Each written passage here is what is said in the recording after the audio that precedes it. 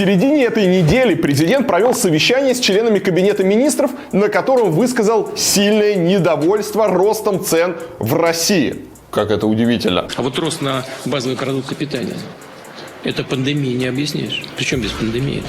Путин заметил, что Россия производит многие товары самостоятельно, а не закупает их за рубежом, однако цены продолжают расти. Министр сельского хозяйства сейчас докладывал, внутреннее производство достаточно для того, чтобы покрыть внутренние потребности.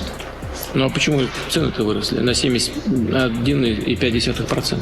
Выслушав доклад министра экономразвития Максима Решетникова и главы Минсельхоза Дмитрия Патрушева, президент призвал стабилизировать ситуацию. Послушайте, мы же с вами знаем, что нужно делать в этих случаях.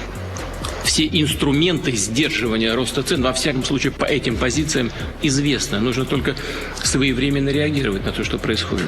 И несмотря на то, что совещание проходило в середине недели, народу речь президента показали только в воскресенье. Видимо, чтобы все зрители были у экранов и смогли оценить на себе заботу президента. Кроме всего прочего, Владимир Путин отметил, что если не остановить рост цен, то они поднимутся еще выше. Хотя, казалось бы, куда уж выше. Я надеюсь на то, что на следующей неделе там стабилизируется. Меня такая формулировка в данном случае не устраивает. Не я надеюсь. А вы мне скажете, со следующей недели это будет стабилизировано. Решить в течение недели, приказал Путин. Ну, раз такое выступление показали по телевизору, значит будут решать. Кто может ослушаться Путина в такой обстановке? В это нелегкое для страны время все должны сплотиться и исполнять приказы. Точнее, намеки. Куда вы смотрите? Вот это вопрос. Это же не шуточки.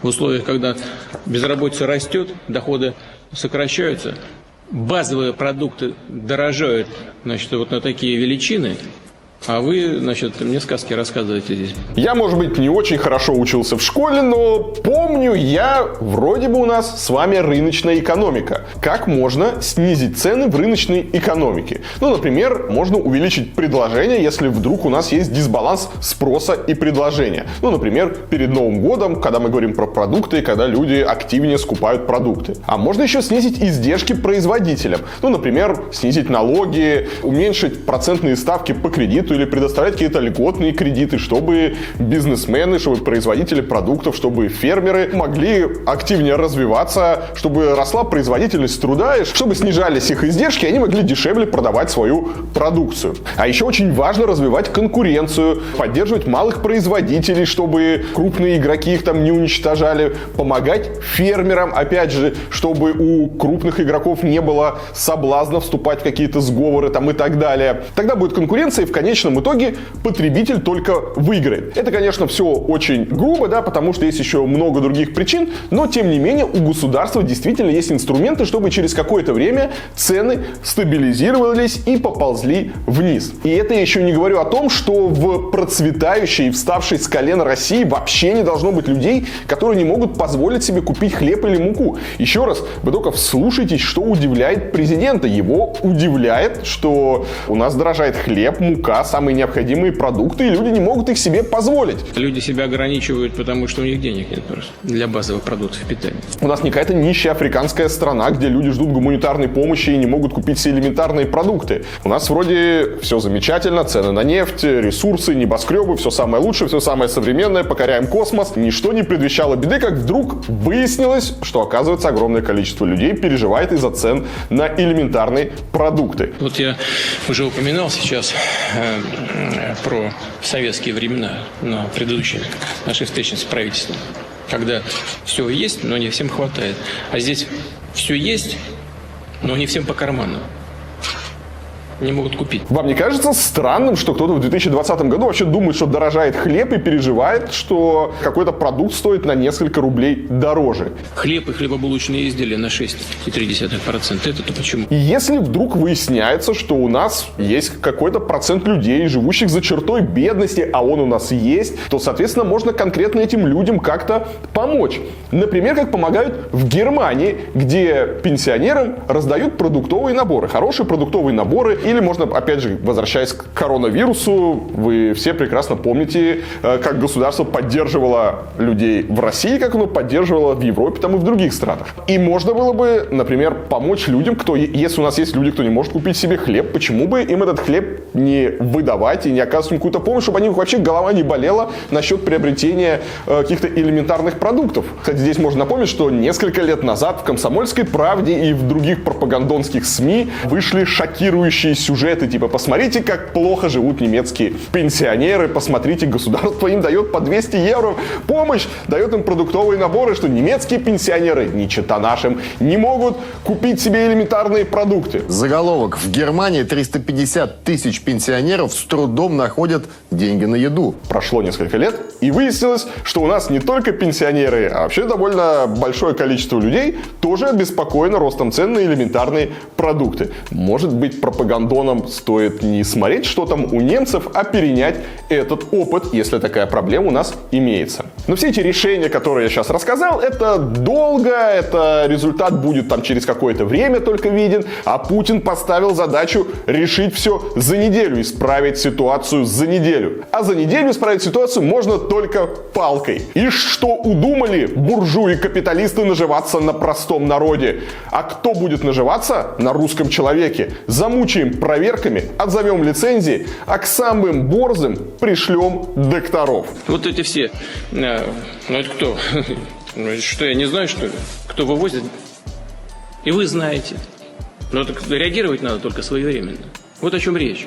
Я не удивлюсь, если действительно цены чудесным образом сейчас перестанут расти, а может быть даже как-то откатятся назад, о чем триумфально уже в следующее воскресенье нам расскажут в итоговых программах Киселевы, Соловьевы там и их коллеги. И действительно такие меры в краткосрочной перспективе могут помочь. Избиратель обрадуется, рейтинг заботливого царя-спасителя подрастет, цены прекратят свой рост, только потом товары просто начнут исчезать с полок. И здесь опять же не надо быть экономистом, тут можно просто вспомнить опыт нашего стратегического партнера и друга, замечательной страны Венесуэла. Подчеркнули нашу приверженность уважению суверенитета Венесуэлы, нашу солидарность с венесуэльским руководством и венесуэльским народом в их противостоянии незаконному давлению, которое оказывают Соединенные Штаты и их пособники. Она, кстати, неплохо держалась во время высоких цен на нефть, но после их падения решила усилить госрегулирование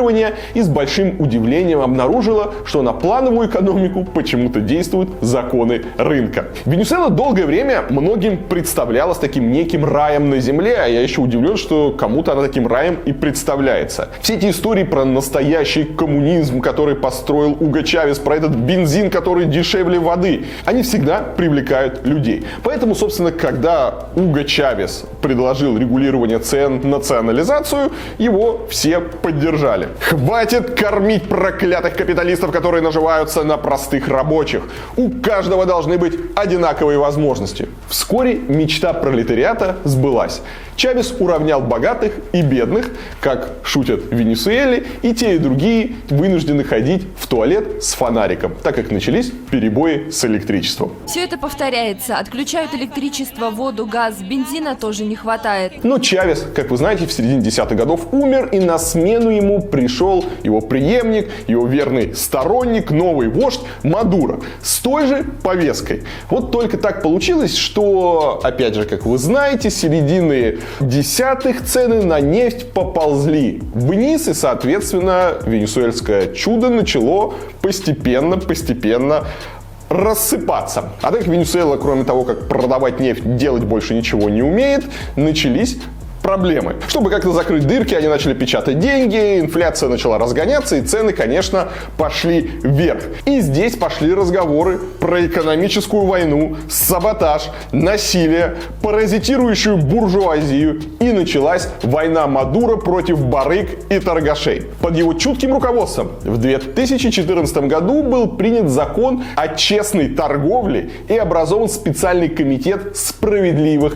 цен, который начал следить, чтобы чтобы злобные капиталисты-предприниматели не мучили народ наценками. Значит, как это происходило? В магазины и торговые центры для проверки цен отправились десятки тысяч народных инспекторов из единой партии Венесуэлы, 500 партийных ячеек народной борьбы и примерно столько же представителей армии. В торговых центрах они ставили палатки, это были, например, такие палатки комитета справедливых цен, чтобы военные и инспекторы могли неустанно следить за ходом торговли, чтобы ни один барыга-капиталист не смел выставлять неправильные цены на жизненно важные для венесуэльцев товары. Потом внезапно закончилась еда, потому что производителям было невыгодно что-то продавать внутри страны и вообще что-то делать за такие деньги. Это даже не покрывало их издержки. Магазины тоже перестали что-либо закупать, ведь они не могли никак заработать, а продавать себе в минус ни один магазин не станет. Все-таки магазин — это рабочая бизнес-модель, которая должна как-то извлекать прибыль. Тогда же многие западные компании, например, General Motors, Toyota, Ford и авиаперевозчики объявили, что покидают рынок из-за огромных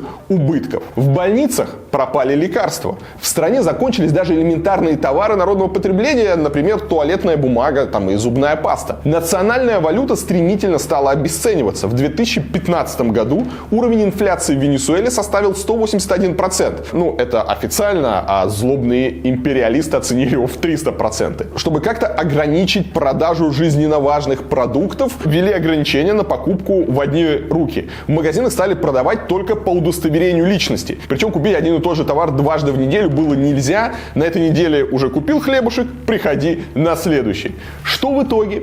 В итоге инфляция продолжила разгоняться. И уже в 2018 году, это было совсем недавно, она достигла 1 миллиона 700 тысяч процентов в год. Вы только вдумайтесь, 1 миллион 700 тысяч процентов в год. Деньги буквально превратились в мусор. Когда я был в Венесуэле, как раз в 2018 году, и поменял несколько долларов, мне дали какую-то просто огромную пачку, и не понятно, что делать с этой макулатурой, ты не мог на нее ничего купить. Кроме того, из-за дефицита товаров и полуголодного состояния людей Венесуэла столкнулась и с резким всплеском преступности. Грабежи магазинов стали самым обычным делом. Грабили не только магазины, у людей отнимали просто на улице продукты. Если вам удавалось выстоять огромную очередь, вы покупали, например, какой-то хлеб, молоко, то пока вы шли до дома, у вас могли элементарно просто забрать эти продукты. Каракас, столица Венесуэлы, стал одним из самых опасных городов мира. Сегодня, к концу 2020 года, ситуация в Венесуэле удручает. Продуктов нету, дефицит есть, очереди, нищее население. Народ как может бежит от этого венесуэльского чуда. Недостаток продовольствия и медикаментов подтолкнул людей эмигрировать в соседние Колумбию, Эквадор, Перу и Бразилию. По оценкам экспертов, в годовом выражении рост цен в 2020 году составит более 3200%. Понимаете? 3200% это только в этом году составил рост цен. В Венесуэле сегодня нет не то что каких-то лекарств или каких-то редких товаров, там нет элементарных товаров народного потребления. Люди часами стоят в очередях за туалетной бумагой и часто не могут себе позволить самые простые продукты. Так что, друзья, те, кто тоскует по Советскому Союзу, я могу посоветовать съездить на шопинг-тур в Каракас. А пока проведу вам небольшую виртуальную экскурсию из моей недавней поездки в Венесуэлу. Посмотрите, как это выглядит. Посмотрите, это венесуэльское чудо, которое, возможно, предлагают нам.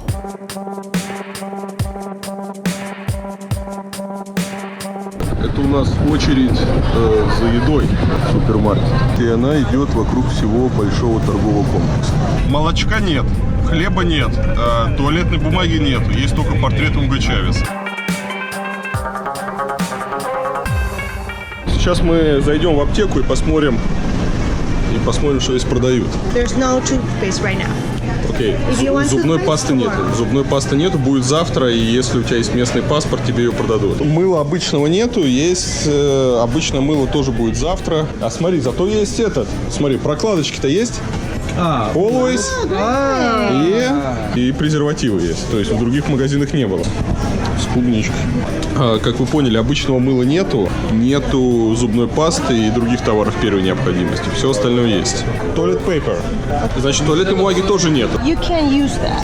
Imagine that you То есть really можно подтираться влажными салфеточками, если у тебя есть $3, сколько? $2,5 за упаковочку. Но при средней зарплате в $30 простой народ жопу вытирать этим не может.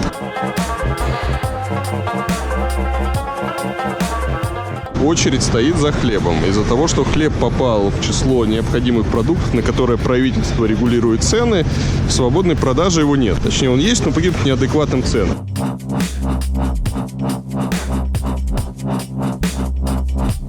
Так, это очередь за пенсией. Народ вот приходит и стоит в очереди, чтобы получить пенсию, и они не знают, сколько они ее получат. Потому что могут получить минималочку $22. Им здесь какие-то деньги, наверное, дадут. А может быть и не дадут. Основной ассортимент — это бухло, газированная водичка. У них хлеб есть. Мы нашли хлеб без очереди, который обычно продается с большого... $3. Это у нас такой рынок, где можно достать запрещенный продукт, точнее те продукты, на которые установлена государственная фиксированная цена, и их нет в простых магазинах. Есть большая вероятность, что нужных нам продуктов не будет. О, look at toothpaste. ¿A qué precio tiene el pasto? $2. $2. На рынке мы нашли зубную пасту, которая стоит $2 вместо обычных 70 центов в государственном магазине. Но для местных это дорого, они это не покупают. Окей. Está bien, pero tranquilo. Чувак не разрешает снимать. Чувак продает за $6 какое-то детское питание и переживает, что его за это загребут менты. Потому что продает в 3 раза дороже, чем оно должно стоить. Туалетной бумаги нет, молока нет. Зубной пасты нет, подгузников и других товаров первой необходимости нет, но в каждом магазине есть портрет Уго Чавеса. Что-то найти можно, это будет стоить в несколько раз дороже, чем это стоит обычно, а в обычных местах вы это просто не найдете. Поэтому вот на таком рынке что-то можно купить.